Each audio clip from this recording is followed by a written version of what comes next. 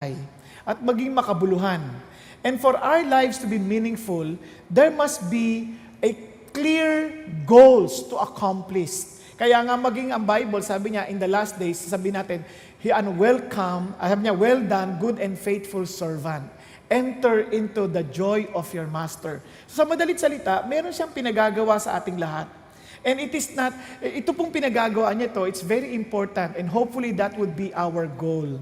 At kaya maging si Jesus Christ, sabi niya, if you walk with me, I am the light of the world. He who walks with me will no longer walk in darkness. Kaya kung meron pong isang katangian, isang Christian, siya po ay nabubuhay na meron pong layunin. Meron po siyang goal. Amen po? Now, if you have no specific goals, ang lungkot ng buhay mo.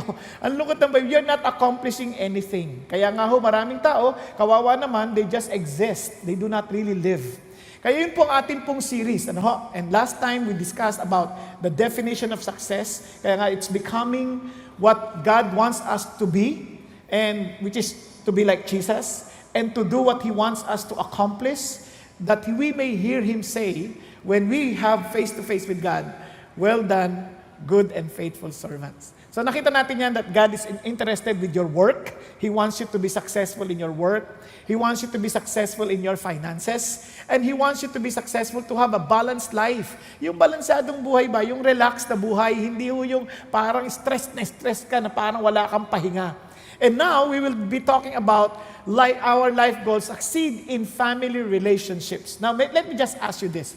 Ilan sa inyo gusto nyo magkaroon kayo ng isang masayang pamilya? Yan. Praise God. Pakita sa kamay. Yan. Okay. Yung mga hindi nagtaas ng kamay, ano ang gusto nyong klaseng pamilya? Yung magulo, nagsusuntukan, ganyan, nagbabatuhan ng plato, ganun ba? Now, kung yun ang gusto mo, hindi makakatulong ang message na ito. Kung sakali man, gawin mo lang yung opposite noon. Pero if you really want to have a happy family, I'm telling you, yan din ang gusto ng Diyos para sa iyo. And kasi nga, gusto niya ikaw maging successful. Now listen to this. Bakit? From the very beginning, it was God who invented the family. Tingnan niyo sabi ng Bible. The Lord God said, it is not good for man to be alone. I will make a helper suitable for him. And look at the words. Therefore, a man will leave his father and mother and be united to his wife. In-establish niya ang family and starts with a marriage. It starts with couple, with mag-asawa. Man and a wife. Nasusundan po natin. Nung in-establish niya ho yan, tingnan niyo ha, Diyos ang nag-imbento. He was the one who instituted it. Ibig sabihin, tingnan nyo ha, kahit napakaganda ng sitwasyon na ni Adan. When God created Adam, he was alone. And he was in a perfect environment. Maganda ho yung kanyang environment. Kompleto na, lahat ng kailangan niya nandun na. Ano sabi ng Diyos? It's not good for a man to be alone. Sa madalit salita, alam ng Diyos kung anong makabubuti sa tao. Na kung inaisip mo na mabuti sa iyo mag-isa, nagkakamali ka, you just don't understand what life really means. Okay ba yun? Kasi sabi sa tabi mo, hindi mabuting ikay nag-iisa. Okay? Kailangan natin ng kasama. Yan ay design ng Diyos. Now, nagkaroon po ng pag-aaral ang Barna Group of Company. Ito pong Barna Group, ito po yung mga doing marketing research to understand the faith of the American people. And look at what they said. Nagkaroon sila ng survey. Sabi niya, what would make you happy? Ito ang lumabas. Tangible accomplishments or financial accumulation, 25%. Emotional fulfillment, 14%. Good health, 8%. And look at that, good family life, 32%.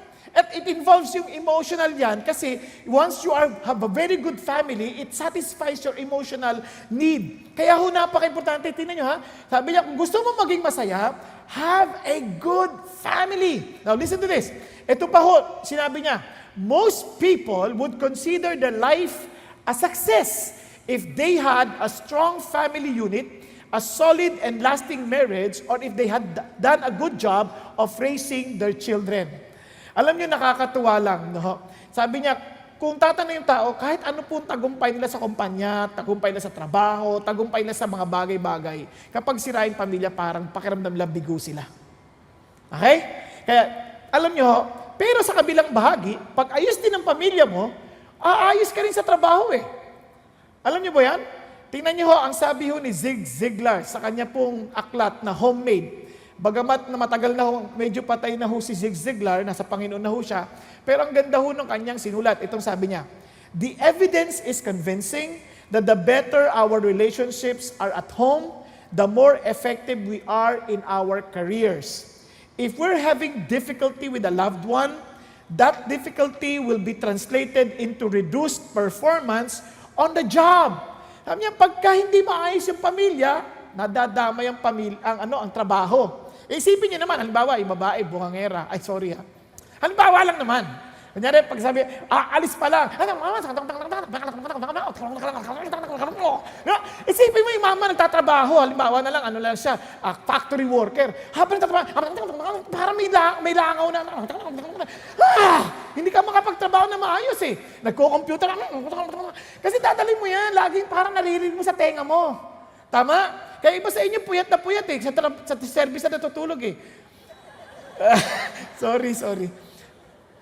Kasi ang inga, ganun din. Babae, hindi rin makapagtrabaho ng maayos. Kapag ka magulo sa bahay, apektado sa trabaho yan. And look at this.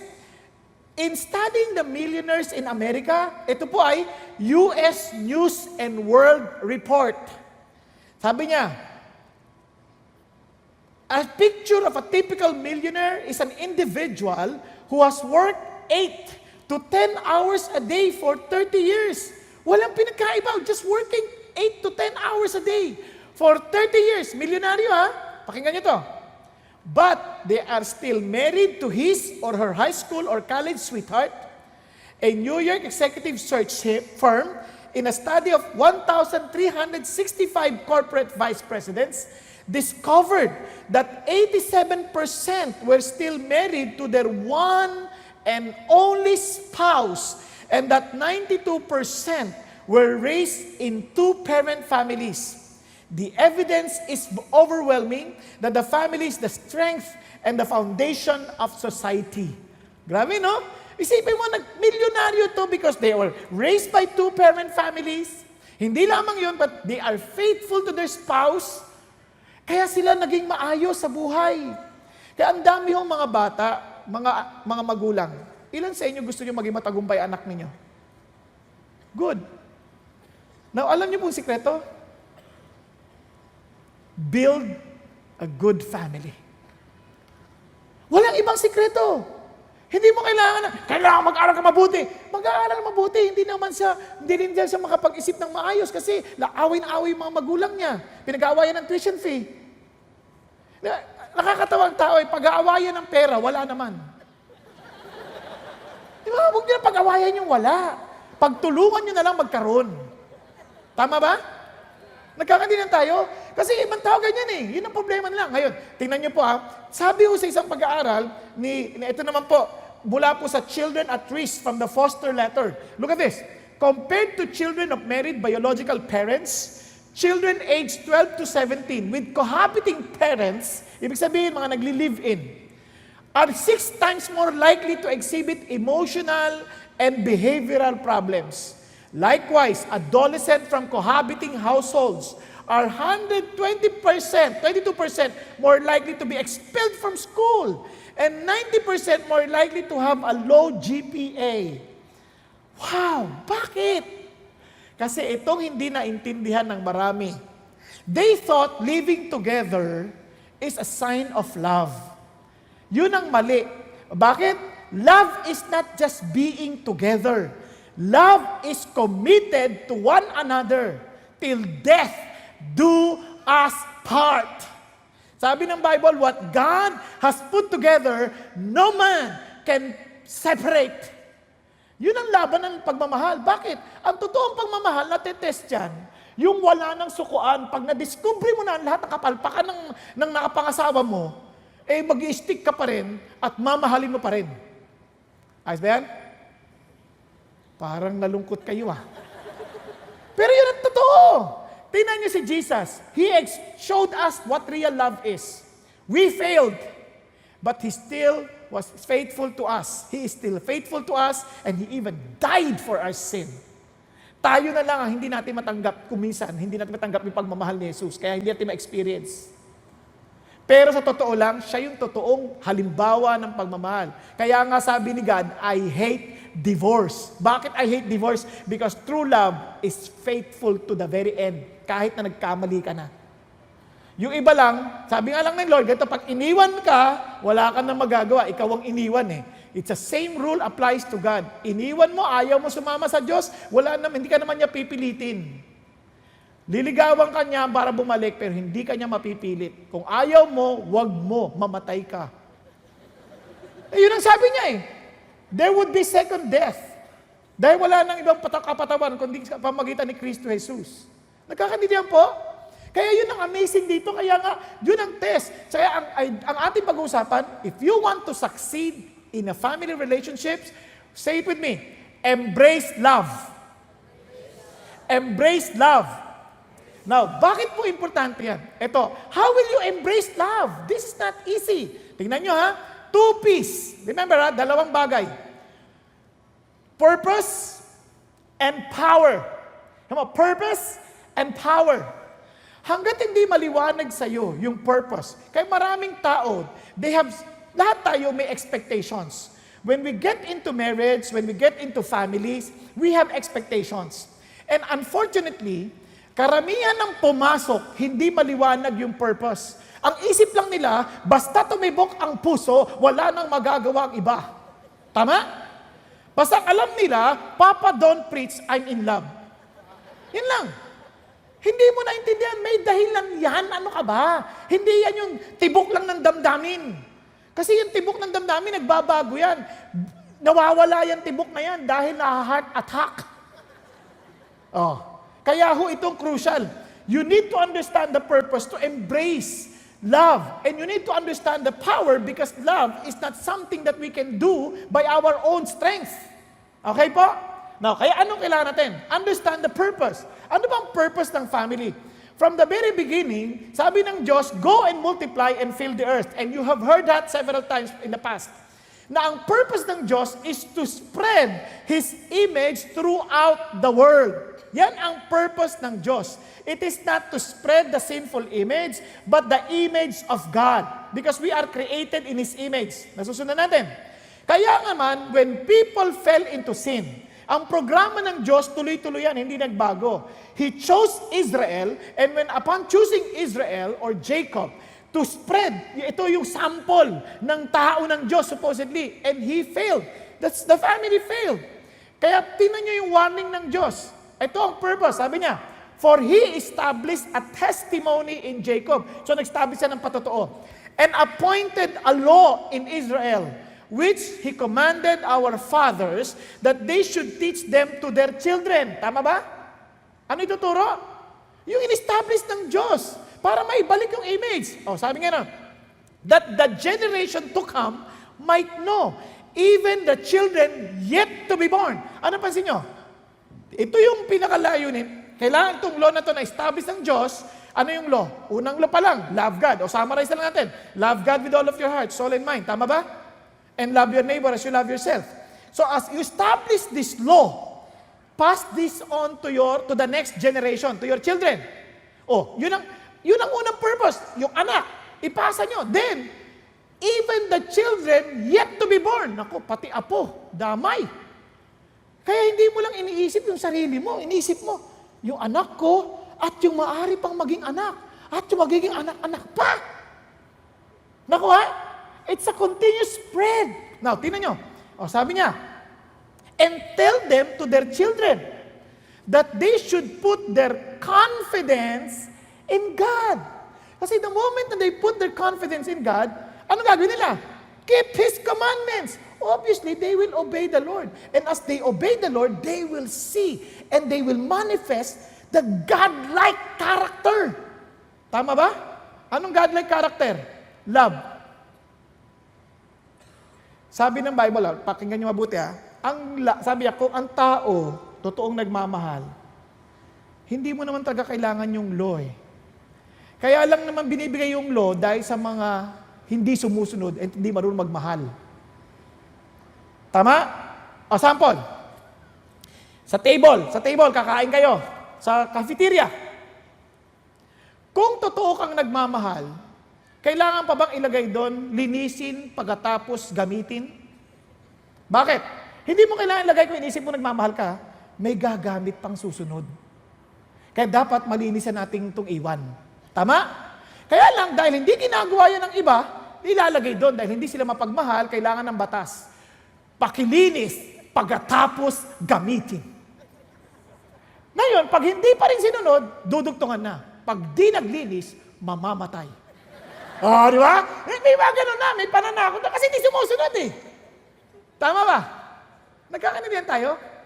Ganon din. Lahat yan. Kaya yung batas na yan, nilalagay lang yan kapag hindi gila. Sa CR, halimbawa sa CR, hindi mo naman kailangan lagay doon, huwag ubusin ang tissue. Hindi mo na kailangan lagay doon. Naintindihan mo na gamitin mo lang yung kaya mo kasi may ibang gagamit din. Tama? Hindi mo na kailangan ilagay pa doon, i-flash pagkatapos gamitin. Alam mo na may gagamit na susunod, kaya kailangan mo i-flash. Kung wala ka malasakit, biro mo may nag-LBM na ganyan, ay, ang daming kalat, hindi niya na maduwa, naku, hindi na siya makaupo-upo, kawawa dito na tumutulog, kawawa naman. Dahil lang sa mga hindi nagmamahal. Nakuha niyo? Nagkakaintindihan tayo? Kaya hindi mo kailangang ilagay. Kaya lang nilalagay yun, hindi nag-a-act in love. Yun ang sinasabi ng Diyos. The moment we put our confidence in God, we will of course do what is necessary. It's following the law. It is expressing God's love. Ano ba si God? God is love. Nagkakaroon ka, embrace God. Embrace His law. Look at this. And not to be like their fathers, a stubborn and rebellious generation, a generation that did not prepare its heart, and the spirit was not faithful to God. Tingnan nyo, kaya ang family, ine-expect nila. Now, listen to this para maalala nyo yung purpose. Sabi mo, shh. Okay, bago ka sumagot, pag may nanliligaw sa'yo, shh. Bago ka gumalaw, tatay, at nagtatrabaho, bago ka magdesisyon ng mga bagay na maaaring mali, shh. Bago ka magalit, shh. Ano yung she? Simulan natin. Tandaan mo na ang bahay mo should be a shelter from storm. Kaya nga ang tawag sa Tagalog ng pamilya, tahanan. Anong ibig sabihin ng tahanan? A place where you can find comfort. Bakit? Tahan na. Okay ba yun? Di ba? Kasi bakit? Humaharap tayo ng iba't ibang bagyo sa buhay. Sa trabaho, pagod na pagod ka, binagalitan ka pa ng boss mo. Pag uwi mo sa bahay, mayroong isang asawang makikinig. Ano nangyari? Ganun ba? Di ba? Dito, ikaw pa rin ang bida. Di ba? Tama? Nako-comfort ka eh. Ang problema, yung tahanan, naging tirahan. Kaya tinitira pagdating, kasi naman ikaw kaya naman kayo pinapagalit, ang tamad-tamad mo wala na yung comfort na pagalitan na nga, dinagdagan pa ng asawa. Di ba? Yung anak, nireject sa eskwelahan. Niloko nila ako, ninutok sila ako, babaho. Sa tahanan, anak, alika. Huwag ka mag-alala, mahal ka namin kahit ano pang amoy mo. Di ba? Paliliguan kita. Para yang si Thomas si Thomas umuwi Pag uwi niya, Papa, Mama, hindi na raw po ako papasok. Sabi ng mga classmate ko, bobo ako. Ha? Huwag ka mag-alala. Tuturuan kita, pumasok ka. Pag uwi niya, Mama, sabi ng teacher ko, huwag na raw ako pumasok, bobo daw ako. Naku, hindi, tuturuan kita. Tapos, Mama, ito na yung sulat ng teacher, huwag na raw ako pumasok, dahil bobo daw ako. Di bali anak, kung ayaw kanila, ako magtuturo sa'yo. Tinuruan. Di nung araw na namatay na si Thomas, alam mo ba? Lahat ng buong Amerika nagpatay ng ilaw. Bakit? Dahil sa bobong batang yon, nag-imbento ba naman ng bumbilya? Si Thomas Alva Edison. Dahil merong tahanang mauuwian na magsasabi sa kanya, anak, di bale, andito ako para sa'yo. That's a home. Amen po? Kaya nga sabi ng Bible, reverence for the Lord gives a man deep strength. His children have a place of refuge and security. Di ba ang sarap po na may mauuwian tayo? Kasi it reflects God. He is our refuge. Panginoon, ang dami ko pong problema, ang dami pong hinaharap. And you can run to God because there you will find refuge. That's a declaration of who God is. Kaya yung bahay natin dapat bahay na tahanan. Hindi lamang tirahan. may tahanan ka ba? Ayan. Kung wala, ikaw ang gumawa nun. Don't expect, kung hindi yung parents mo, ikaw ang magsimula. Kung hindi yung kapatid mo, ikaw magsimula. Huwag mong antayin yung ibang tao, ikaw ang magsimula. Okay, tuloy tayo. Tingnan sabi ng Bible. Two are better than one. If one of them falls down, the other can help him up. But if someone is alone and falls, it's just too bad because there's no one to help him. Ang dami, rejection, rebellion, ang dami, dami, failures in school, failures in the work, failures, ang dami, those are storms. And buti na lang may magbabangon sa atin. Kaya po, don't wait for someone to lift you up, be the one to lift others up at home. Okay? Tayo na mauna. Kung hindi ginagawa ng asawa mo, ikaw mauna. Kung hindi ginagawa ng kapatid mo, ikaw mauna. Kung hindi ginagawa ng amo mo, ikaw na mauna. Baka magtaka kayo kasi kasama kang katulong sa pamilya. Kasi minsan yung ibang katulong, nandiyan na talaga sila ng matagal na panahon eh. Nakuha natin? So, ikaw na mauna. Kung sino ka man na nakikinig ngayon, ikaw ang mauna. Huwag kang magintay na patahanin ng iba. Ikaw ang magpatahan. Hello? Pangalawa, sabi mo, school for life. Alam nyo, ang tahanan dapat yan ay eskwelahan. That's where we learn. Hindi ho totoo na yung parents lang nagtuturo sa anak. Ang mga anak, ang dami natin matututunan sa kanila. Sa totoo lang, ang dami ko natutunan sa mga anak ko. Kahit lalo na sa mga bagay ng computer, paggawa ng PowerPoint, natututo ako sa kanila. Hindi po ako marunong. Yung mga anak ko, matatalino. Sila parang, di ba tayo, pagka binigyan mo sila ng gadget, alam na nila kagad. To cellphone, tingnan mo, alam na nilang gamitin. Tayo, babasahin pa yung manual. Sila walang basa-basa. Ganito lang yan. Ganyan lang. Di ba? Sila, yun lang isang meron kaming sasakyan, hindi namin alam paano namin maigagalaw yung upuan. Sabi ng anak ko, na-discover ko paano makapasok sa loob, para ganito pala yan, ganito pala. Sabi ko, talino mo talaga. Kasi nga, hindi ko mo magulang ka, ikaw lang nakakaalam ng lahat ng bagay. Minsan kasi may mga magulang, pag sinabihan ng anak, tay, ganito kasi, huwag mo turuan ha. Papunta ka pa lang! Pabalik na ako! Kaya kulang na lang sabihin ng anak ba't ka bumalik? Mali ka Kasi kung tama ka, hindi ka babalik Minsan ganun tayo. Alam nyo, dapat tandaan natin, teka muna, this is a place of learning. Tinasabi ng Bible, may our sons in their youth be like plants that grow up strong. Ano bang ginagawa dyan? When you grow up, you are being nurtured. Tama? You are being fed. You are being taught. Everybody gets matured, hindi in terms of age, but matured in terms of wisdom, in terms of understanding. How? By learning from one another. Kaya it's a place of learning. Children, listen to your parents. Kaya nga sa Psalm 1, sa Proverbs 1, gusto niyo mag-gain ng wisdom? Sabi niya, learn from your father. Do not leave your father's instruction. Importante yan Kaya nga nung kami nag-Bible study, nagtanungan kami, kayo, ano natutunan niyo sa magulang yun, hindi niyo makakalimutan? Ano yung ako personally isa sa aral na natutunan ko sa magulang ko, sa tatay ko, lalo na sa tatay ko, terrible. Hindi ko makakalimutan doon sinabi niya sa akin. 5 years old ako. Hindi ko talaga makakalimutan. Sabi niya, anak, kumuha ka nga ng kaimito. Ang taas sa puno. Kuha ka ng kaimito. Tay, hindi ko abot yan. Ang sabi tatay ko, di humiga ka. Higa? Di lalong di ko maabot. Yun pala Ang ibig sabihin, anak, huwag mong awayin ang problema mo. Solvin mo. Mula nun, di ko na nakalimutan. Kaya nga ako may no excuse policy. Ibig sabihin, walang problemang hindi nasosolve. Lahat yan nasosolve. Saan ko naman nakita yan? Alam nyo bang, yung tatay pala natin sa langit, ang nagturo talaga niyan. No temptation has overtaken you which is not common to men. But God is faithful that He will not let you be tempted beyond your strength. And the temptation itself will give you a way out. Ano ibig sabihin? Walang problemang hindi nasosolve. Kahit mukha, siyempre, kahit mukha, may belo na. Sabi ko nga, belo? Hindi ko kaya. Mali ka na naman. Magsuot ka ng belo. Tanggal na yung mukha. Di ba?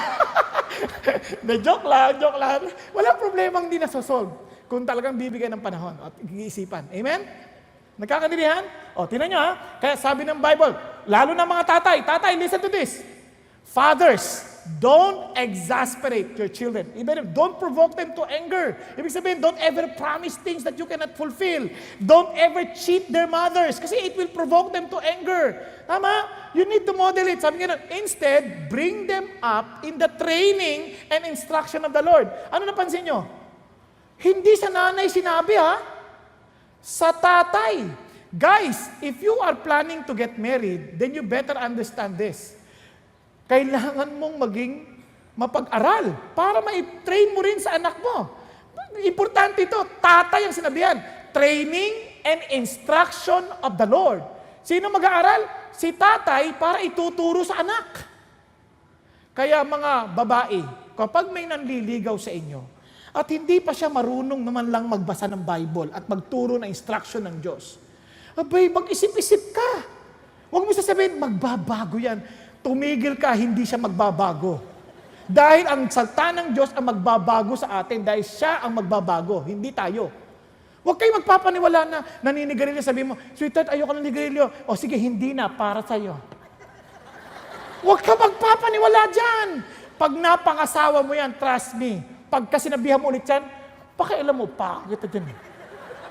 Ako na nagtatrabaho, naninigarilyo ako, gusto mo, pakialam mo na ako. Ganyan ang karamihan. Hindi mapatitigilan yung aartihan mo na, ayoko ng sigarilyo. Bahala sa buhay mo. Pag-asawa na, iba na usapan. Di ba? Naku, subukan nyo lang. Yung akala mo, yung asawa mo, nakabutahan siya ba? Kalat. Akala nyo, pag napangasawa mo na, maayos na. Sa unang araw, sweetheart, yung damit mo ha, pagkatapos gamitin sa hamper ha. Hamper. Sunod na araw, sweetheart, sa hamper. Paglipas sa ilang taon, sinabing sa hamper eh!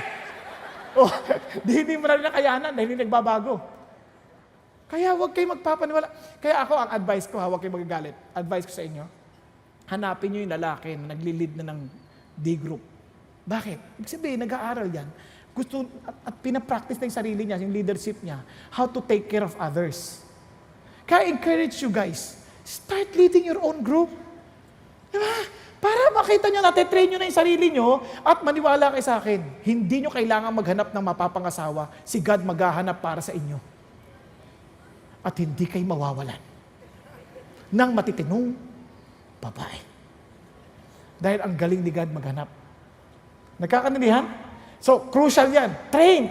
Tingnan nyo, sabi sa pag-aaral, active father figures play a key role, look at the words, in reducing behavioral problems in boys and psychological problems in young women, according to the peer-reviewed journal Acta Pediatrics. Now, ito pang sabi, Swedish researchers found regular positive contact reduces criminal behavior among children in low-income families and enhances cognitive skills such as intelligence, reasoning, and language development. Children who live with both a mother and a father figure also had less behavioral problems than those who just live with their mother. Kaya nyo, sabi niya, may tulong, dalawa sila, pero mas importante yung tatay. Kasi tatay should serve as a model. Tama ba? You serve as a model to our children. Kaya ngayon, ang lungkot, itong greatest challenge for those who are watching in the internet, yung mga nasa mga OFWs, this is your greatest challenge. How to build that relationship, yung distance relationship. Kasi karamihan ng mga bata ngayon, kaya napapariwara, dahil nga po sa absent yung tatay. Wala ka naman choice, yung tatay gusto magtrabaho. Now listen to this. Tay, na nagtatrabaho sa ibang bansa, huwag niyong dadayain ang asawa ninyo. Dahil yun ang model ninyo para maituro nyo sa anak. At you really spend time talking with them via Skype or maybe via Messenger or maybe via Viber. Ang dami ng means. Tapos, itong importante, pag uwi ninyo, huwag nyo agad didisipan na anak ninyo. Build relationships. Bakit? Kasi nga, itong sabi ng Bible, tinan nyo, these commandments, impress them upon your children. Look at the words. Talk about them, kausapin. When you sit, ibig sabihin, meron kayong oras to sit together, to discuss things together. Tama ba? Hello? Hindi ba pwede, gawin mo yan. Hindi. Upo naman kayo, magkwentuhan kayo tungkol kay God. Tama? May oras yan. O sabi gano'n, at home, and when you walk along the road, naglalakad kayo magkasama. Ibig sabihin, you have time together, going around, speaking to one another. Tama ba? Hello? Nagagawa niyo ba sa anak niyo yan? Hindi ba? Usap kayo, kwentuhan kayo. Ano kayo, biyahe kayo, sama kayo, dalang mag-ama. Hindi, di ba? Kailangan yun. Sasabi gano'n, and when you lie down, natutulog pang magkasama. Napansin niyo ba yan? Parang malungkot kayo Parang hindi ko na nakakasama tatay ko Grabe no, yung lalabas kayo, matulog kayo magkasama, para nakikita niya, naging sa pagtulog mo, pati sa paghilik mo at pagsasalita mo sa gabi, nakikita niya pagmamahal mo kay God. Hello? Ito amazing. At even when you get up, biruin niyo, it's an ordinary things that you should do, and nag-uusap kayo lagi. Di ba, nag-uusap kayo. Lesson learned. Anak, gising ka na. Aral. Hindi ko makalimutan. Tatay ko, ginising ako. 3:00 na madaling araw. Hoy, gising ka na. Pag naunahan ka pa ng, ang term niya sa akin, ang mga tamad, mahabang matulog. Hindi kayo. Tulog lang kayo. Tatay ko yun. Hindi kayo tinutukoy niya. Kaya tuloy ako, akala ko, pag maikli tulog, yun na masipag. Kaya duti na sinabihan ako din ng ating senior pastor, sabi niya, alam mo Bong, ingat ka sa tulog mo kasi mukhang kulang ka sa tulog. Kasi nga ang tulog ko talaga, dati 3 to 4 hours, tapos humaba na napunta ako sa mga umaabot na ng 5 to 6, kanyan. Sabi niya, Bong, learn to sleep up to 7 hours. Learn to sleep. Sabi ko, pagka ganun, habang nagpipreach ako, tulog ako. Pero, that's true. You need to be relaxed. You need to trust the Lord. Tama? Hello? Kasi even pagtulog, kaya ngayon, at siyempre, sa anak ko, tinuturo ko din. Kasi mahirap naman pagka 8, 10 hours, 12 hours sa tutulog, tapos aasa kang may makakain ka pa. Wala na. Di ba? Nakuha? Kaya importante yun. Ibig sabihin, tingnan niyo, in all of this, you have to build relationships. Sabi nga ni Josh McDowell, rules without relationships lead to rebellion. Kasi kahit anong utos mo, yung iba pagagalitan, wala pang relasyon, you build relationship. Hindi pwedeng puto galit. Kailangan may relationship kayo. Para yung relationship will build you up. Para pag sinabi mo, alam niya, kaya mo to sinasabi dahil mahal ka niya. Tama? Nagkakaintindihan? Pag uwi niyo, mga magulang, sabihin mo sa anak mo, anak, alam mo bang mahal kita? Pag ganun yung kasagot, medyo kabahan ka. Mahal mo ko? Ganun. Dili, ganun pa. Totoo? Ibig sabihin, you have something to work on. Now, third, station to enjoy. Wow! Ang purpose dapat maintindihan natin, it's a place to enjoy. Yung bagay ng Diyos, tulad ng sa Diyos, dapat masaya tayo. Ganon sa pamilya. Tingnan mo sabi ng Bible, enjoy life with your wife, whom you love. Di ba? Alam nyo, nakakalungkot man sabihin, marami mag-asawa, hindi na masaya sa isa't isa. Di ba? Parang nagtitiisan na lang Na dapat naintindihan natin, pag sinisip nyo, bakit nga ba? Ano ba problema? Bakit ba hindi ko na na-enjoy itong asawa ko? Alam nyo, ngayon, habang pinag-iisipan ko ito ng mabuti, ang regalo ng Diyos, may packaging yan. Sa unang taon, ang ganda ng packaging. Pagtakip mo ng gift wrap, minsan yung kahon, pangit na, tama ba? Ay, bulok na yung kahon.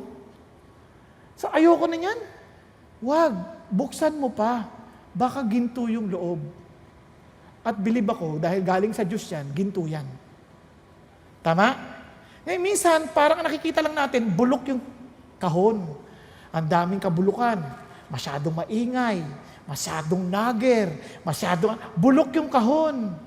Di, buksan mo. May ginto yan. Kailangan, it takes a lot of effort to bring that out. the gold inside that ugly box. Nagkakaintindihan tayo. Kaya sabi ng Lord, enjoy mo. Find reasons. Ano bang, bakit ba binigay ito ng Diyos sa akin? Sabi niya kasi, it's not good for a man to be alone, and that He created a woman to be your helpmate, to be His helpmate. So, ibig sabihin, suitable sa akin to. Hindi naman to aksidente. Tama? Andiyan pa kayo? Tingnan nyo nga yung asawa nyo sandali, kung kasama nyo. Katabi nyo ba? Tingnan nyo, kung katabi nyo, tingnan nyo. Parang, totoo ba? May regalo si God dito. Ito na, assure mo sa sarili mo, may regalo dyan, may regalo dyan, may regalo dyan. So, ilagay mo sa utak mo, regalo to. Ibig sabihin, maganda to. Kung hindi ko man nakikita sa kasalukuyan, may mali sa akin. Okay ba yan? May mali sa akin. Kapag hindi ko nakita yung kagandahan ng asawa ko, may mali sa iyo. Kailangan meron. Kasi ang Diyos na nakakita at naglikha sa asawa mo ay matalino at banal at holy at perfect. Ibig sabihin, hindi siya nagkakamali. Maganda yang niregalo sa iyo. It is for your good. Amen? Okay, tuloy tayo. Kasi sabi niya, be happy with your wife and find your joy with the girl you married. Di ba? Tingnan niyo pa, pati sa anak. Minsan, di ba, yung anak ng baby, cute, ang laki ng fit, di ba? Paglaki na ay, ang taba, ang takaw ng anak. Grabe mga anak to, napakatakaw. Wala nang tinitira sa mga pagkain sa atin. Ang batu-batugan. Dati, cute. Alam nyo, hindi mali Minsan tayo na lang din ang nagkamali sa pag-unpack ng gift. Kaya sabi kasi ng Bible, children are gift from God. Regalo pala They are His reward. Children are like sharp arrows. Happy is the man whose quiver is full of them. Ano sinasabi rito ng Diyos? Listen to this. Yang anak na yan, para daw yan pana. Anong saysay ng pana kung baluktot? O sino magtutuwid niyan? Ikaw. Pag natuwid mo yan, yan ay sandata mo. Yan ang regalo sa iyo ng Diyos. Alam mo kung bakit? Pupulaan ka ng mga tao sa paligid mo. Pero hindi nila maitatanggi kung anong klaseng anak meron ka. Your children will be your greatest defense. Okay po ba yan? Kaya mga anak, dinidepensahan niyo ba magulang niyo o kayo panira sa pangalan nila? Di ba? Panoorin niyo, ito, graduation. Tingnan niyo naman, pag tinawag, halimbawa lang, tinawag ang anak ko, halimbawa lang tinawag, John Samuel Saking, cum laude. O sino tuwan-tuwa? Parang pana yan, tama? Nakuha ninyo? Pagka sinabi, pagkatawag pala ng pangalan, kaysa naman, ano pangalan mo, iho? Patrick, ano apelido mo? Ha? Mabano? Mabago. Okay ganda Okay. Isabela, sige. Halimbawa, Patrick Mabago, tinawag. Patrick Mabago, tawag ka sa office. Nako, kailangan mabago ka na. Nakuha niyo sabihin? Diba? Kung ikaw yung magulang, tawag ka na naman sa office. Di ba, kawawa yung tatay. Pero ang problema, tatay naman nag-build niyan Siya naman na mag-prepare ng araw, tama ba? Pero buti na, mabait ka, no? Joke lang naman yung akin, Joke lang. So, hindi naman totoo sa iyan. Kaya, importante yon. Kaya you want to make sure it's a place to enjoy. Then, how can you enjoy? Make sure that you're the one making your children enjoyable. Okay po? No. Yung mga anak na tamad, ayaw kumilos, sino nagturo dyan? Magulang. Kasi binigay lahat O anak, kain ka na. Breakfast on bed. Nako, sa amin, yung naalala ko tatay ko, tonto ako. Hindi ka naman marunong magluto, hindi ka pwede kumain. Pero magluluto ka ngayon, pagluto ganyan, pagtikim na gano'n, marunong lang kayo magsikain, kayo marunong magluto. Kaya sa awa ng Diyos, lahat kami magkakapatid, mahusay magluto. No, hindi lang marunong, mahusay. Ayabang ko, no? Pero totoo yun. Bakit? Kasi nga, tinrain niya kami magluto. Naintindihan natin? Kaya, tandaan nyo pag anak ay tamad, sino may kasalanan? Walang sisihan. Walang sisihan. Kaya sabi ng Bible, it must be a place or a station to enjoy. Enjoy your children. Ang sarap kasama ang mga anak. Trust me, ang sarap din ng kabiruan. Kaya kami sa bahay noon, kahit mga bata pa sila, noon sinasayaw ko sila, tutugtog asawa ko ng piano, sasayaw ko sila. Magsasayawan kami kahit hindi ako marunong sumayaw. Bahala na. Basta sasayawan, pagkakantahan. Nagjo-joke kami sa isa't isa. Bakit? Kasi it's a place to enjoy. Parang hindi lang makalimutan, si Papa, Sese kasama. Di ba sarap ganun marinig na, hindi, si Papa, halimaw. Nakakatakot yung ganun. Di ba? Wala, a place to enjoy. Stead for spiritual legacy. It's a place where we can serve together as a family. It's a place where we can build our children to serve the Lord. Kasi yun ang purpose ni God eh. Kaya sabi niya, tingnan niyo Stephanas and his family were the first to become Christians in Greece. And they are spending their lives helping and serving Christians everywhere. Sarap, no? Buong family naglilingkod. Kaya encourage you, gusto nyo mag-volunteer ng host team, as a family, volunteer kayo. May mga nagva-volunteer na gano'n. Kung meron kayong gift sa music, volunteer kayo sa family. Hindi masamang idea yun. Mag-volunteer kayo. As in, sa group namin, yung aming D-group, family D-group. Kasi nga, it's a chance for everyone to get involved. And ito pa, tinan nyo. And the whole family was filled with joy. Why? Because they had come to believe in God. Amazing, no? Ito pa. Sabi niya, when God's children are in need, help them out. Get into the habit. Anong habit? Of inviting guests home for dinner or if they need lodging for the night. Kapag nag-imbita ka ng tao for dinner and lodging for the night, sinong involved? The whole family. Di ba? Tayo mga Pilipino, iba eh. Pag may bisita, ay mga anak, magsitago kayo. Doon lang kayo sa loob. Okay, makikinig sa mga usapang matatanda. Hindi Let them be involved. Let them hear what the adults are talking about. Di ba? Walang for adults only. Walang ganun. It must be an open place where everybody can learn. Okay po ba yan? Kaya yan ang sinasabi ng Diyos. It's a place, a stead for what? Spiritual legacy. Now, yan yung purpose. Ano yung purpose? Ano sabi niya? A shelter for storm. Ano pa? School for life. Para hindi makalimutan, parang University of Life lang yan. School for life. Ano pa? Station to enjoy. And of course, a stead for spiritual legacy. Now, bakit kailangan ng power? Friends, hindi madali yon. Tingnan nyo yung power to embrace love, kailangan natin to. Bakit kamo? Because you have to embrace differences. Dumating na ba kayo sa puntong, hindi ko maintindihan asawa ko, ano ba to? Hindi ko siya maintindihan. Bakit siya ganyan? Dumating na kayo ganyan? Dumating na ba kayo sa pagkakataon na, hindi ko maintindihan ang mga anak ko. Grabe, sumasakit ang ulo ko. Ganyan. Dumating ba kayo sa ganyan? Iba sa inyo, hindi kayo dumating sa ganyan, hindi purihin ng Diyos. Pero sa mga dumadaan sa ganyan, ang hirap. Kasi sa una, parang, di ba, nagliligawan pa lang, parang gusto ko siya kasi we're different. Opposite attracts. Pero pag mag-asawa na, opposite attacks. Hindi ko sabihin, ibang-iba kami. Yung ganyan na yung dating. Hindi mo pa naman maintindihan yung kapwa mo. Bakit? Yung kasama mo, hindi mo masama maintindihan yan. Yung anak mo, hindi mo masama maintindihan yan. Sino mo sabi ng Bible? No one can really know what anyone else is thinking or what he is really like except that person himself. Wala talagang nakakaalam. Ang hirap, siya lang din. Isipin mo nung napangasawa mo, hindi mo maintindihan talaga. Salita pa lang, mga babae, huwag kayo magagalit Kaya sabi ng Bible, sabi ng Bible, husband should try to understand the wife you live with. Bakit kaya? Alam niyo bang isa sa pinakamahirap intindihin? Huwag kayo magagalit mga babae, ang hirap. Pabago-bago. Salita pa lang, ang daming kahulugan. Sabi ng asawa, sweetheart, magbabasketball ako, bahala ka. Nako, yung bahala na ang daming meaning nun. Yung sa lalaki, sa kitid ng utak, ay bahala daw ako. No. Diba?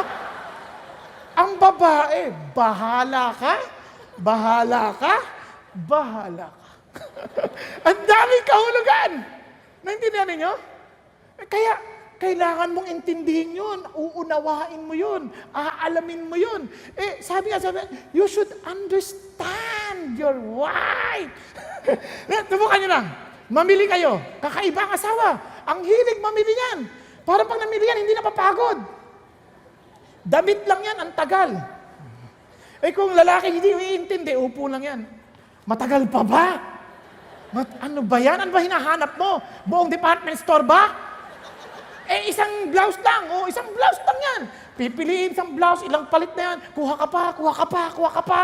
Tapos pagkakuha niyan, pag uwi sa bahay, ayoko nito. Nako! Kailangan mong intindihin. Di ba? Nako. Nakaka-relate kayo, ha? Napanood ko kayo,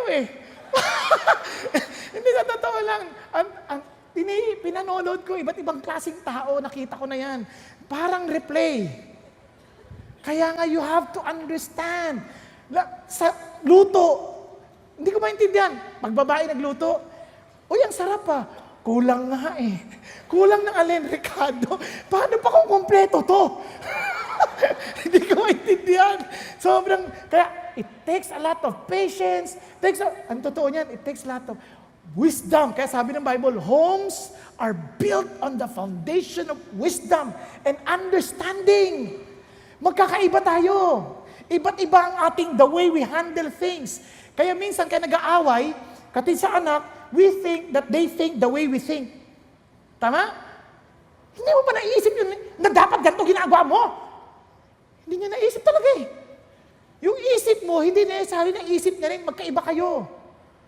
Magkaiba kayo ng pinanggagalingan, magkaiba kayo ng background, magpakaiba kayo ng the way you think, magkaiba. You have to embrace that reality that differences are not sin. It just need you to mature. They need you to mature. Kaya yung differences na yun helps us to be matured enough to understand. Magkaiba nga pala talaga tayo.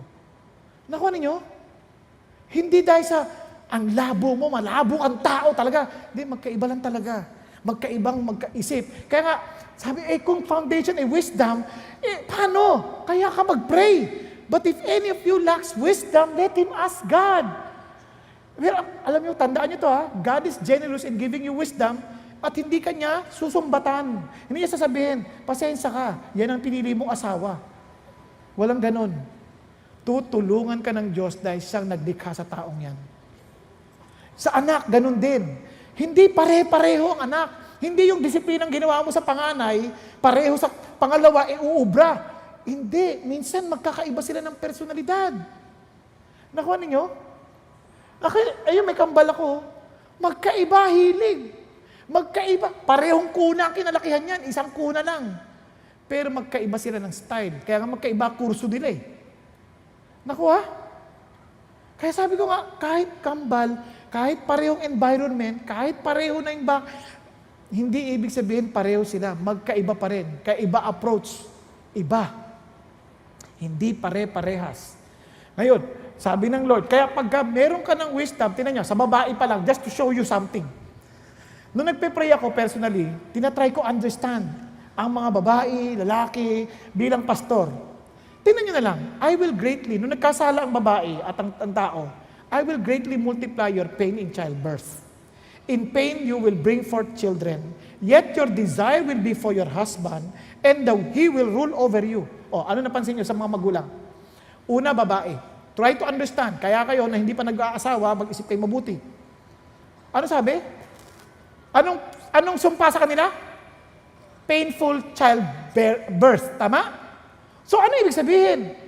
Magugulat kayo na dating ikaw ang attention niya, biglang nalipat sa anak. Kasi painful sa kanya yun So, tinitreasure niya anak. Kaya lagi inisip anak. Pagpunta niya sa department store, bibili ng damit, anak ang naiisip. Anak. Hindi kanya masyadong maisip dahil hindi kanya anak. Puro anak. Diba? At ito ang makakatuwa pa. Isa sa sumpa. Her desire is for your husband. Ibig sabihin, gusto niyang kontrolin yung husband niya. Pero yung husband niya will rule over her.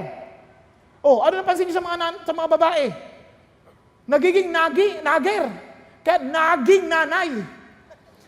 Pansinin niyo, lahat pinapansin. Para bagay yung lalaki, hindi nag-iisip. Oh, yung subo mo. Oh, yung bibig mo, ha? Oh, yung buhok mo, ayusin mo. Wala na.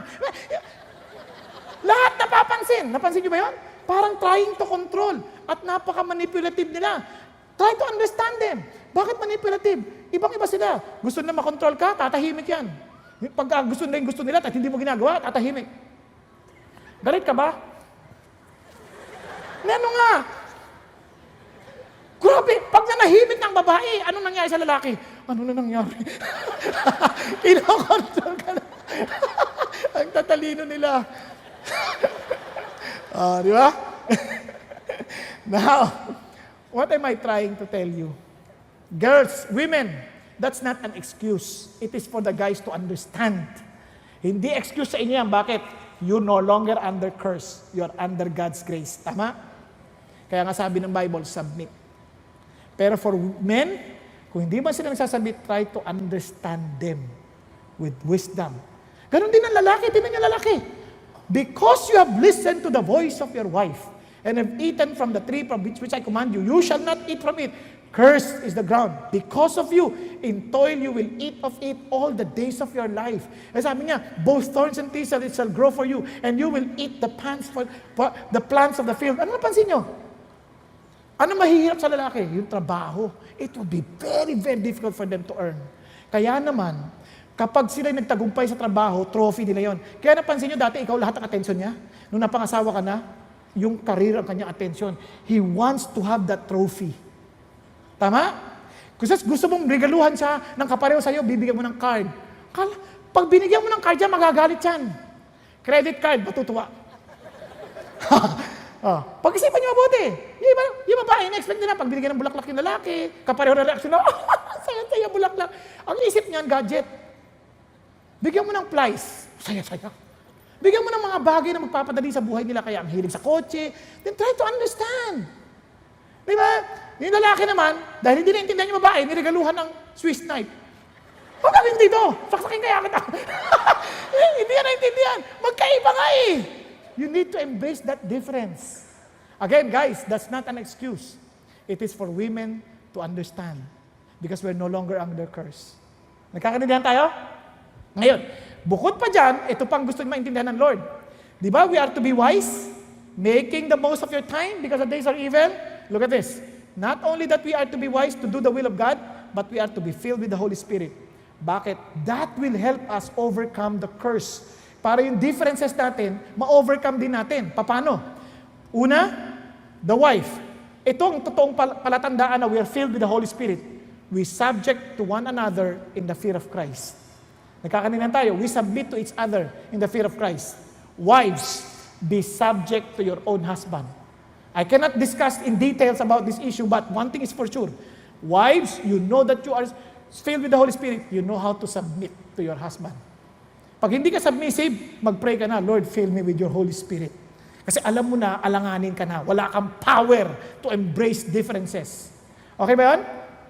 Okay po? Same thing with the children. O, ito pa. Husband is the head of the wife, as Christ also is the head of the church, he himself being the Savior of the body. Now, husbands, love your wives, just as Christ also loved the church and gave himself up for her. Ano ibig sabihin? Listen, guys. Handa ka bang mamatay para sa asawa mo? O, tahimik nyo. Yun ang sabi. Ang pagmamahal hindi ang feeling na parang, I'm in love with this woman. No, no, no. Simple lang. Are you committed to that woman? Handa kang mamatay. Katulad ni Jesus, He gave Himself up for her. Okay po? Kasi bakit? Hindi madali. Dahil una, to understand, mamamatay ka eh. Sasampulan ko kayo. Yung wife ko, napakasilosa noon. Hindi niya naman siya masisi. Kasi nga, busy ako, busy. Parang wala kayo, parang akong karapatang magsilosa na. Kayo naman, kung makatawa kayo, parang nakaka-insulto eh. Di ba, ito. Ganito na. Di, one time, kinumit ko na pag Monday, na-realize ko na ang mali ko, wala akong time enough for her. So, pag Monday, talaga nakatalaga na yan for her. So, one time, doon sa dati kong pinagsilingkuran sa Diyos, may pinapanood sa aming sine. Ewan na rin Gladiator. Eh, sabi ko sa asawa ko, Monday yon, load naman tayo ng Gladiator. Sabi ko, para ano, sabi niya, gusto ko mamasyal sandali lang naman yun, tapos pasyal pa rin tayo. O sige, itimayag naman, maintindihin naman siya. Nung nanonood na kami, hindi ko alam, ang haba pala nun. Ang haba pala ng gladiator na yun. Napatingin ako sa relo nung magka-climax na. May ilaw pa yung relo ko. Napatingin din siya kasi dilim umilaw Nakita niya yung oras. Yan na sinasabi ko Wala na tayo mapapasyalan, sarado na yung mga tindahan. Parang lumipat yung gladiator sa kanan ko. Di ba? Di, kinabahan na ako. Sabi ko, Panginoon Diyos, di bali na nga, hindi ko na lang tatapusin. Ako po ay kuripot na tao. Kaya hindi pwede yung naggastos ka tapos di mo tatapusin. Pero ang tanong lang, ano ba mas importante sa'yo? O di ganyan na. Sabi niya, di ka na, isa tayo, pasyal na tayo. Hindi mo na ba tatapusin? Tulad ng mga masinungaling na babae, akala mo gusto matapos. Pero pag tinapos mo, tapos ka. Di ba? Kaya buti na lang, naintindihan ko na yon. Nasabi ko, hindi na, tara na, labas na tayo, pasyal na tayo. Hindi yung, saan mo gusto pumunta? Dali mo, sayang na. Walang ganon. Sige, saan mo gusto pumunta? Saan mo gusto pumunta? Di, pagkatapos, hindi ko alam na inoobserbahan niya ako. Sabi niya, pag uwi namin, bakit hindi mo tinapos? Ay nako, ayoko makasama si Gladiator habang buhay. Ikaw ang makakasama ko habang buhay. Kaya okay na yon. Alam nyo, isang bagay mag-isipan mo, it's a death to your desire. It's a willingness to die for what you want because of love. It's not feelings, it is a commitment to do what Jesus wants us to accomplish. Amen? That's love. No, di naintindihan mo embracing differences. Now, look at this. Children, obey your parents. Kapag ang mga anak hindi obedient sa parents and not honoring to their fathers and mother, kasi minsan mumusunod Anak, gawin mo to. Opo. Lagi lang ako. Hindi man honoring yan. Obeying lang yan, pero hindi honoring. Ang sabi honoring, yung nakaka-honor naman, yung nakakaangat naman sa kanila, hindi parang, utot. Opa, ano mo gusto nyo? Yung ganun ba? Hindi ganyan. Yun, alam mo na, hindi ka filled with the Holy Spirit. So you need that power. Amen? Okay, ito pa, sabi niya, so that it may be well with you, ikaw pa rin ang iniisip ng Diyos, that you may live long on the earth. Now, sa Father, ganun din. Do not provoke your children to anger, but bring them up in the discipline and instruction of the Lord. It takes the Spirit of God to do that. And sabi nga, slave, be obedient to those who are your masters. Pati katulong sa bahay. Makinig ka sa master mo, para sa Diyos. Be filled with the Spirit. You need that power. And masters, do the same things to them. Diba? Sabi niya, wag tayong, parang, minsan, balasubas tayo sa mga tao natin, o kaya naman, parang inaapi natin sila lagi, parang wala silang karapatan ng kasiyahan at kapahingahan. Hindi tama yon, sabi ng Lord. Treat them. Tandaan niyo, may master ka din. And the Holy Spirit will give you that power to embrace that difference. Amen? Okay, now, how about individual needs? Sabi kasi ng pagmamahal na totoo, ganito. Sabi ng Bible, in the same way, husbands ought to love their wives. Tama ba? As their own bodies. He who loves his wife, loves himself. After all, no one ever hated his own body, but feeds and cares for it. So in other words, you are there to provide for the needs of those people in the family. Kasi may mga needs yan Asawa mo may emotional need, may physical need, may need sila. Ang anak may need sila. May need of attention, may need sila. So we need to provide for those needs. Paano natin malalaman? Communicate, talk with them, ask them. Para hindi tayo nag-a-assume ng need. Kundi kausapin sila, have time with them, listen to them, watch them. Because we need to know their needs. Kasi sabi ng Bible, look out for each other's interest, not just for your own. Kasi ang problema natin, masyado tayong self-centered. Kiling natin tayong sentro ng pamilya. Hindi. Mga anak, para bagang kumaka-request sa magulang. Parang sila lang ang napapagod, sila lang ang kailangan ng tulong. Hindi you need to think of the interest of your parents. Yung parents naman, ganun din. Akala mo sila napapagod, sila lang. Hindi, isipin mo rin yung pangailangan ng anak mo. At yung isa't isa sa mag-asawa. Yun ang sinasabi ng Bible. O, tignan nyo the man should fulfill his duty as a husband, and the woman should fulfill her duty as a wife. And it should satisfy the other's needs. May mga needs O, sample lang ko kayo. Sa mag-asawa pa lang, makita nyo kaagad ang problema ng hindi nagkakaintindihan ng needs. Sabi ni Dr. Willard Halley, may his needs and her needs. Magkaiba. Tingnan nyo yung mga lalaki. Ang top 5 needs ng lalaki. Sexual fulfillment, recreational companionship, an attractive spouse, domestic support, admiration. Wow, kaya naman nung dalaga pa lang kayo, talagang sobrang na in love yung lalaki. At nung mag-boyfriend na, sobrang in love. Bakit? Ang ganda mo. Ang linis ng kutis mo. Diba? Ang bango-bango. Nung napangasawa na, amoy kawali. Hindi naglilinis ng katawan. Kasi isip mo, asawa ko na lalabas, nakasando, gulat-gulat. Diba? Nawala yung attraction eh. Parang anong nangyari? Diba? Tapos tinan nyo, recreation, companionship. Nung dilaga pa lang, sama ka, maglalaro kami. Sige, mag-chichirpe. Shoot that ball. Shoot that ball. Nung asawa na eh, yan ang alam mo, maglaro ka na maglaro, batugan. Wala na yung admiration, wala na yung support, wala na yung attractive spouse. So ano pang aasahan mo? O, tinan nyo. Kaya tuloy, parang tataka ka, ba't nagbago asawa ko? Eh kasi hindi mo naintindihan yung need niya eh. Naintindihan natin? Oh, about yung sa babae, ganun din. Affection. Laging hawak ang kamay. Di ba? Laging inaalalayan. Nung asawa na, nakasakay na sa bus, yung babae nandun, hoy, dali mo! Naiwan na. Usap, conversation, walang katapusan. Ngayon, hindi mo siya makausap. Honesty and openness. O, ikaw na umawak ng cellphone ko. Wow! Ngayon, asawa na, pati sa pagligo, kasama yung cellphone. Hindi mo naman pwedeng panghilo dyan, touchscreen. Financial support. O, di ba? Yung lalaki, parang ang daming pera, ako na yan. Ako na yan. Ako na yan. O, nung asawa na, ikaw na yan. Bakit? Sa'yo ko na binigay lahat ng pera, ah. Wala naman siya binibigay. Nasapat. Kulang-kulang. O, nung family commitment, parang lagi kang una. O, pag nung pangasawa na, hindi na. Hindi na bibigay yung need ng asawa. Yun na yung mga top needs pa lang. Nakuha natin? Kaya, understand the need of our partners. Understand the need of the people around us. Children, di ba? Yung mga struggles nila. Look at this. God who is at work. This will help us. This is the power that we need. God who is at work within you will give you the will and the power to achieve His purpose. Finally, embrace allowance for imperfections. O, napansin nyo? DNA. Differences. Di ba? D, and needs and allowance for imperfections. Whether you like it or not, we are imperfect people. We need to learn to forgive.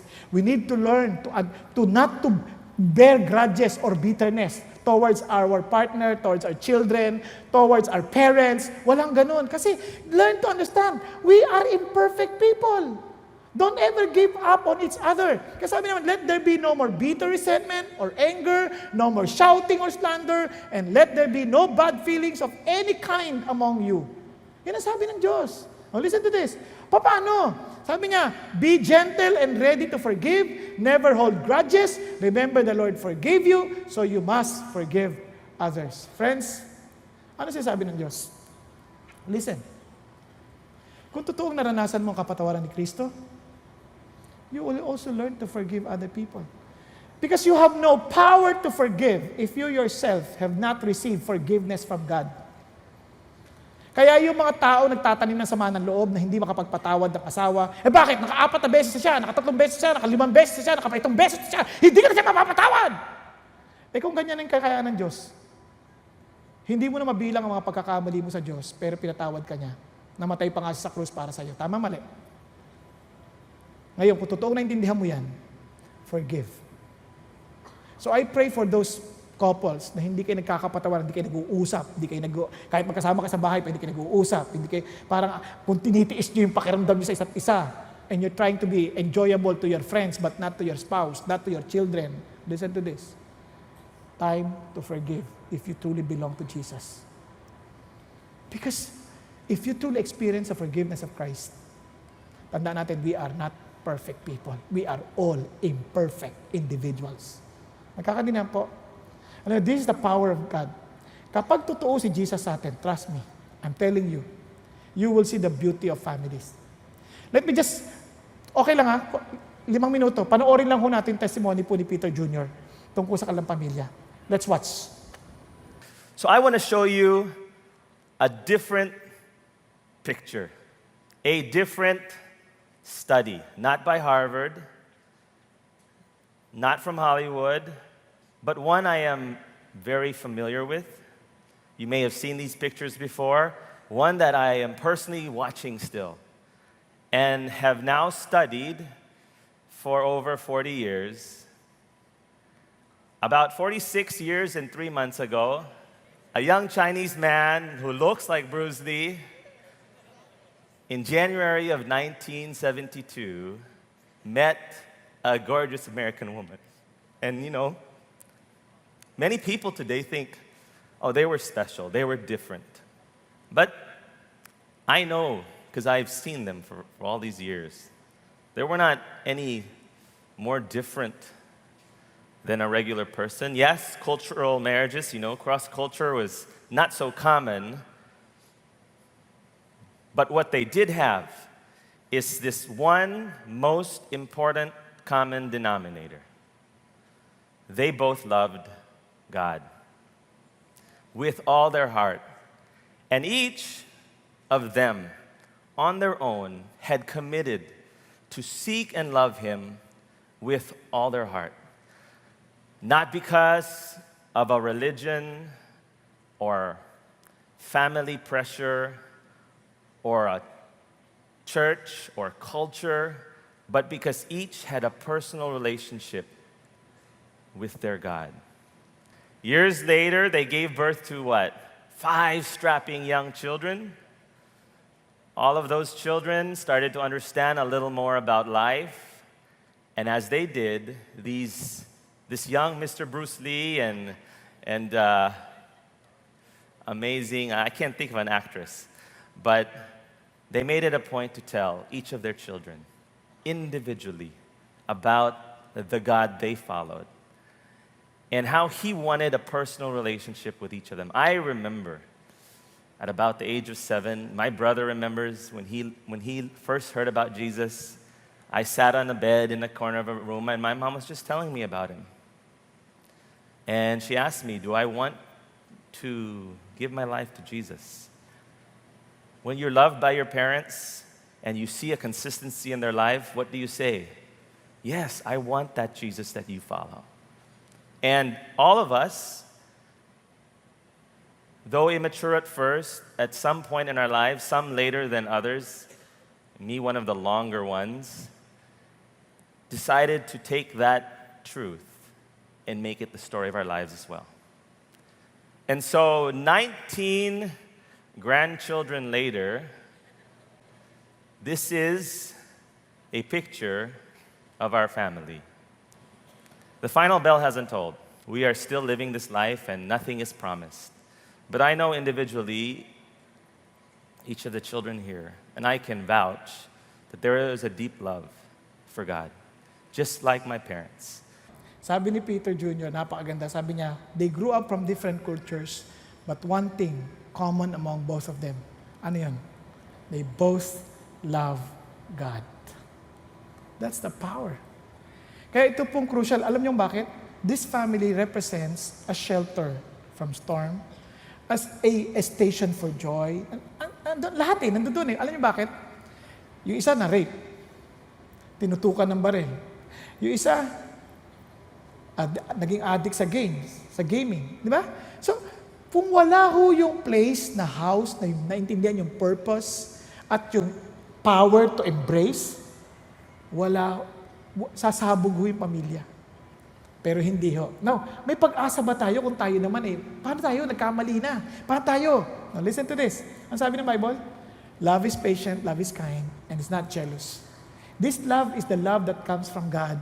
Does not brag, not arrogant, does not act unbecomingly.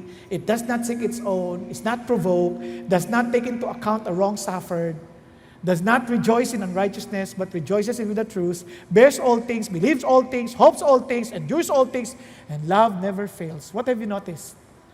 Ang totoong pagmamahal ng Diyos na pag napunta sa atin, hindi papasok, palabas. Napansin niyo po? So ito po ang pag-asa nating lahat. Sabi ng Bible, how tremendous is the power available to us who believe in God. The same power demonstrated when Christ was raised from the dead. Wow! Wala ho makapagbabangon mula sa kamatayan ng 3 araw ng nalibing na mabuhay magmuli. Sabi niya, yung kapangyarihang bumuhay magmuli sa Panginoon Jesucristo is the same power available to everyone who believes in God. Amen po? Maaaring sabi niya, patay na ang pamilya namin, patay na ang pakiramdam ko sa asawa ko, patay na. Kayang buhayin ni God yan. Because that same power is available to you who believe. Ang tanong lang, do you really believe? Wala na akong nararamdam sa asawa ko, talaga hindi ko siya mapapatawad. Then time for God's power. Because that power is available also to you who believe. Paano ko gagawin yon? Paano ko tatanggapin yung power na yan? If you confess with your mouth Jesus as Lord, talagang tinanggap mo si Jesus, and believe in your heart that God raised Him from the dead, you will be saved. Ano ibig sabihin nun? Saved from eternal damnation, at saved from your present condition, because He is not just a Savior from yung eternal problem. Pati sa pang-araw-araw mong problema, ililigtas ka niya. Kung niligtas ka niya sa pinakamatindi, ano pa ba yung iba? Nakuha niyo? But ang tanong, do you accept Jesus really as your Lord and believe in your heart that He is alive? Tayo pong lahat ay yumuko at pumikit. Mga kapatid, kung ang Kristyanismo ay hindi totoo sa bahay natin, hindi mo talaga totoong naintindihan ang Kristyanismo. Because Christianity is not just being religious, it's not a religion. It is the reality of Jesus' resurrection in your life. The very power that raised Jesus from the dead is at work in you to transform you and to make sure that the reality of God becomes true and evident in your life and in your family. Thank you, Jesus. Hallelujah. Ikaw lang nakakaalam ng totoo mong kalalagayan sa buhay. Kapatid, talaga bang si Kristo ang iyong Panginoon? At talaga bang si Kristo ay pinaniniwalaan mong nabuhay na magmuli mula sa kamatayan? Siya'y buhay. Kung saan bubuhayin niya muli sa iyo ang layunin ng buhay mag-asawa, ang buhay ng pamilya. Ang pamilyang tahanan para sa mga bagyo ng buhay. Ang pamilya kung saan natututo tayo sa buhay. A school of life. Ang pamilya kung saan nakikita natin ang kaligayahan ng Diyos. A station to enjoy. Ang pamilya kung saan lalo tayong napapamahal at naglilingkod sa Diyos as stead for spiritual legacy.